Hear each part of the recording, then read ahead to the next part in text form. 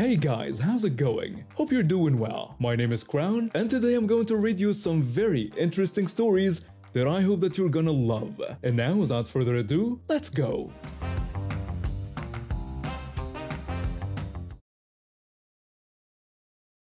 This one afternoon, I just settled into my usual spot at the park with my book when I noticed a woman and her young son heading straight toward me. The kid looked maybe 5 or 6 years old. I didn't think much of it at first, but something about the way she was walking over with her chin up put me on edge. She stopped right in front of me and crossed her arms. She told me I was sitting in their spot, speaking like it was an established fact. I looked around, confused. There were no signs, no reserved areas, nothing to indicate this bench belonged to anyone. I apologized and said I didn't realize there was a reserved seating area, offering to move if it was really an issue. She just stood there giving me this look like I was supposed to leap up and apologize profusely. I decided to stay put, thinking maybe she'd realize how ridiculous she sounded. That was my first mistake. I went back to my book, trying to ignore her. That's when her son started crying and tugging on her sleeve. I couldn't hear exactly what he was saying, but he kept pointing at the swing set about 20 feet away. She leaned down toward me again and demanded that I needed to move because her son wanted to swing on that swing set. I actually laughed, thinking she had to be joking. I suggested she just let him use one of the other swings since there were plenty available. Her face went completely red. She shouted that he wanted that specific one and that I needed to move immediately. Now, I'm generally a pretty easygoing person. I avoid confrontation when I can, but I also refuse to be pushed around for absolutely no reason. I told her I was sorry, but I'd been there first, and there were other swings available like I'd already mentioned. That's when she completely lost it. She started screaming at the top of her lungs about how I was ruining her son's day, and how she couldn't believe how selfish I was being. I tried to stay calm and explain that I wasn't being selfish, that I just wanted to enjoy the park like everyone else, and that there were plenty of swings for her son to use. By this point, other people in the park were starting to stare. A woman who'd been pushing her daughter on a nearby swing walked over and told Karen there were other swings available and to quit making a scene.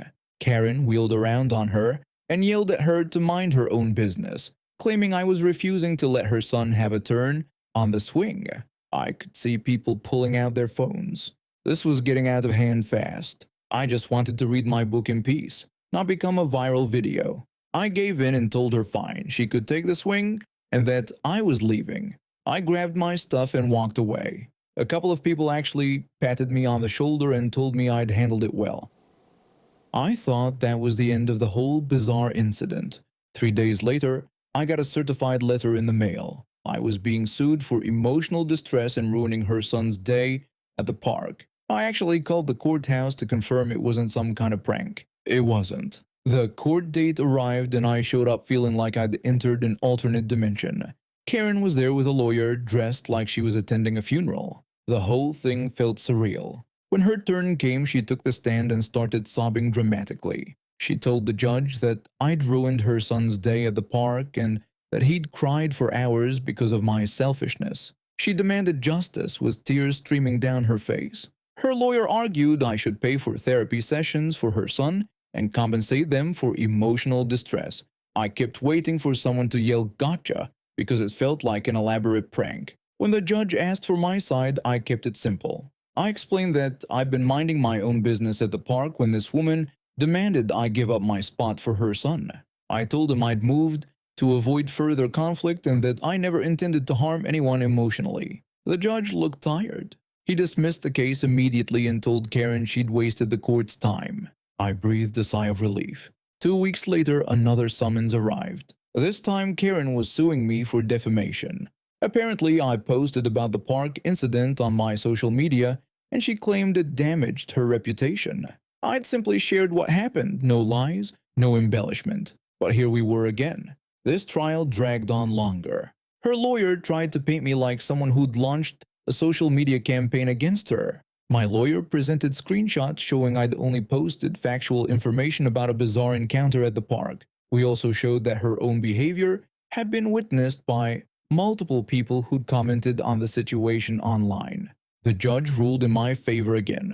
Not only did he dismiss the case, but he ordered Karen to pay my legal fees. I felt vindicated but also exhausted. This woman had cost me weeks of stress and thousands in legal fees that I'd hopefully recover. But she wasn't done.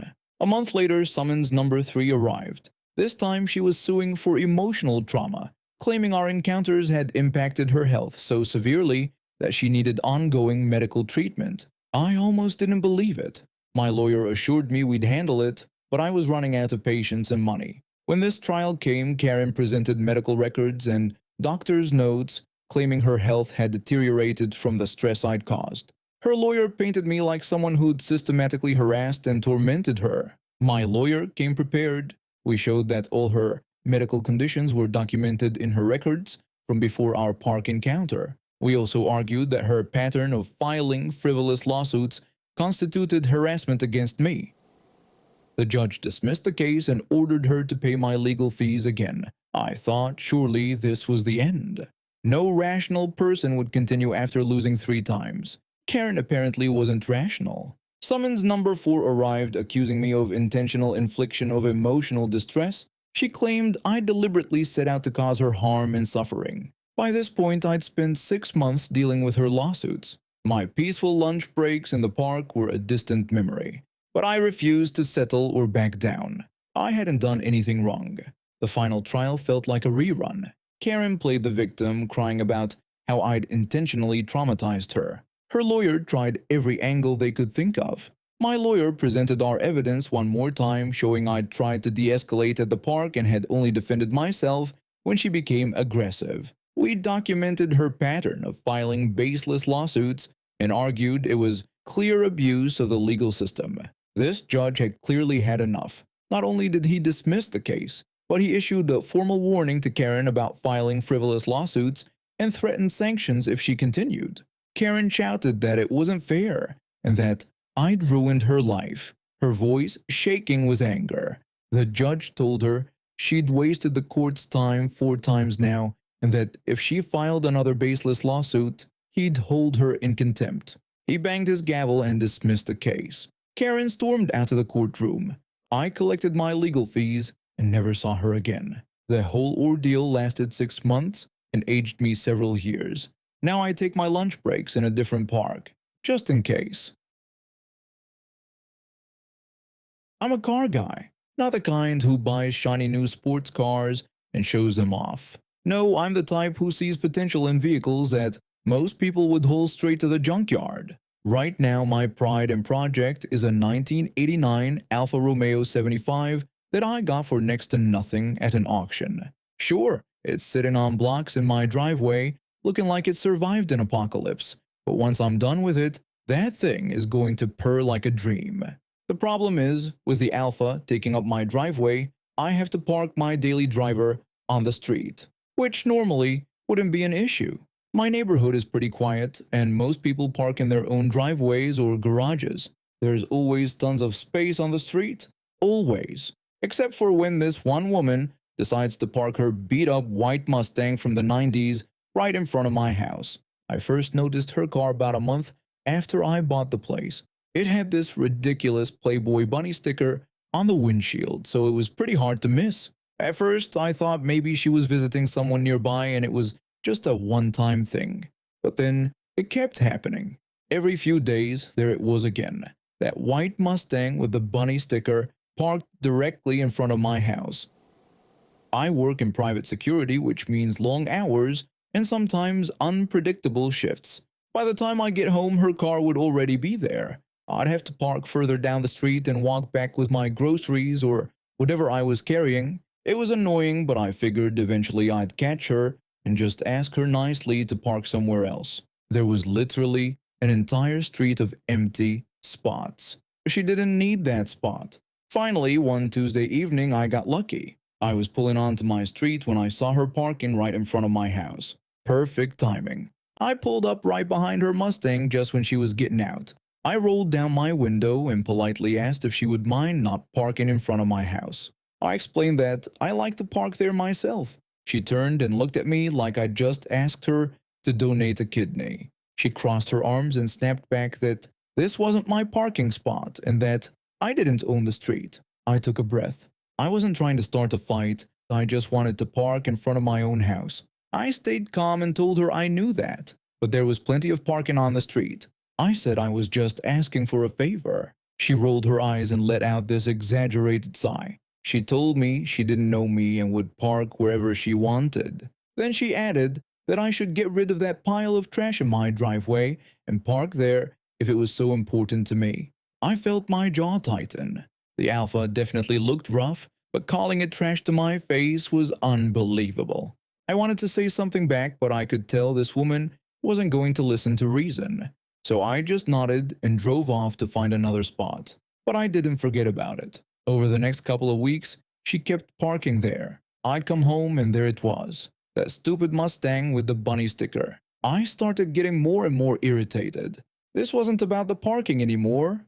It was about basic respect and common courtesy. I work in private security, which means I've made a lot of connections over the years. One of my closest contacts is a woman who works for the local police department. We've known each other for years, helped each other out on various cases. So I gave her a call and asked if she could run a plate for me. She didn't ask too many questions. Within an hour, I had the woman's address. I didn't do anything with it right away. I just filed it away and waited for the right moment. 2 weeks passed. She kept parking in front of my house like clockwork. I kept parking down the street, but I was patient. I knew eventually I'd catch her again. Then one afternoon I was out checking my mailbox when I heard an engine. I looked up and there she was, pulling into that same spot right in front of my house. This was my chance. I walked over when she was getting out of her car. She saw me coming and already looked annoyed. I approached her and said I just wanted to ask again if she would park somewhere else. I pointed out that even just 15 feet forward would work. I told her I'd really appreciate it. She slammed her car door and looked at me with anger. She called me a jerk and said she was going to park there because it was across the street from her friend's house. She told me to deal with it. I looked across the street. Of course, it was the house that used to look nice before some guy inherited it and let it turn into the neighborhood eyesore. Overgrown lawn, peeling paint, the works. I kept my voice calm and told her this really wasn't cool. Then I said it wasn't like I came to her address and parked in front of her house. And when I said that, I mentioned her actual address, street name, house number, everything. Her eyes went wide, like really wide. Her face went pale and she froze for a second, just staring at me. Then without saying a word, she got back into her Mustang, started the engine, and drove down the block. I've always tried to do right by my daughter. My wife and I don't always see eye to eye on everything, but we both want what's best for her. That's never been a question. But a few months ago, things got complicated at her school, and now my wife thinks I handled it all wrong. Let me back up a bit. My daughter is smart, really smart. That's not me being a proud parent, that's just a fact. My wife used to be a teacher before she decided to stay home with our daughter, and she's always put a huge emphasis on education. Every night after dinner, they sit together and go over schoolwork. My wife makes sure she understands everything and pushes her to do more. Because of that, my daughter has always been ahead of her classmates academically. I went to private school growing up, and honestly, it was great. I got an excellent education, small class sizes, teachers who actually paid attention to each student. I spent 1 year in public school when my parents hit a rough patch financially, and the difference was night and day. So when it came time for our daughter to start school, I wanted to send her to the same private school I went to, but my wife wouldn't hear it. She told me she wasn't going to send our daughter somewhere that would teach her she's better than other people just because we could afford the tuition and they couldn't. That was her whole argument. She insisted on public school, said it would be good for our daughter to be around kids from different backgrounds. I didn't love it, but I went along with it. Marriage is about compromise, right? For a while, everything seemed fine. Our daughter did well in school, got good grades, seemed happy enough, but then a couple months ago she started complaining. She told me her work was too easy and that she finished everything before everyone else. Then she just had to sit there doing nothing while waiting for her classmates to catch up. She said it was really boring. That didn't sit right with me. I didn't send my kid to school to stare at the ceiling for half the day. So I emailed her teacher and explained the situation. I was polite about it, asked if there was anything she could do to keep my daughter engaged after she finished her work early. Maybe some extra assignments or advanced materials. The teacher said she'd look into it. I thought that would be the end of it, that she'd figure out some enrichment activities or something. But the next week, my daughter came home even more frustrated than before. She told me that now she had to help the other kids who didn't understand the work. After she finished her assignments, the teacher was making her go around and help the kids who were struggling. My daughter said these kids were weird, and that when she tried to explain things to them, they still didn't get it. She had to walk them through everything step by step, and it took forever. She said she hated it. My blood pressure was rising. This wasn't what I had asked for. I didn't ask the teacher to turn my daughter into an unpaid teaching assistant. I asked her to challenge my daughter, to give her something stimulating to do, not put her to work helping other students catch up. I sent another email to the teacher, more firmly this time. I explained that my daughter was in school to learn, not to teach her classmates. I said I appreciated that she was trying to find a solution, but this wasn't working for us, and I needed her to reconsider. She wrote back saying she'd take it into consideration. But weeks went by and nothing changed. My daughter kept coming home complaining about having to help the struggling students. She was getting frustrated, saying they didn't listen, that they made fun of her for being smart, that the whole thing was making her not want to go to school. I'd had enough. I sent an email directly to the school administration. I laid out everything that had been happening and made it clear that if they couldn't prioritize my daughter's education, there were plenty of excellent private schools in the area that would be more than happy to have her. I wasn't threatening exactly, but I wanted them to understand I was serious. That got their attention. The principal called me the next day, apologized for the situation, and told me they'd handle it. Within a week, my daughter's teacher stopped making her help the other students. Problem solved. Or so I thought. When my wife found out what I'd done, she was furious. She asked me if I had any idea how hard teachers have it right now. I told her I tried talking to the teacher first, but nothing changed. She said teachers were understaffed and overworked, and they didn't need parents running to their bosses over every little thing. I asked her if she really thought this was a little thing. I pointed out that our daughter was being used as free labor instead of getting an education. My wife said she was helping other students and that it builds character and empathy. I told her it was actually building resentment because our daughter hated it. My wife then said it was because I was raising her to think she's better than everyone else. That stung. I took a breath before responding. I reminded her that this was exactly why I wanted our daughter in private school. I pointed out that she was the one who insisted on public school because, apparently, private school teaches kids they're better than poor people. I said that public school wasn't working for our daughter. My wife shot back that it was because I wouldn't let it work.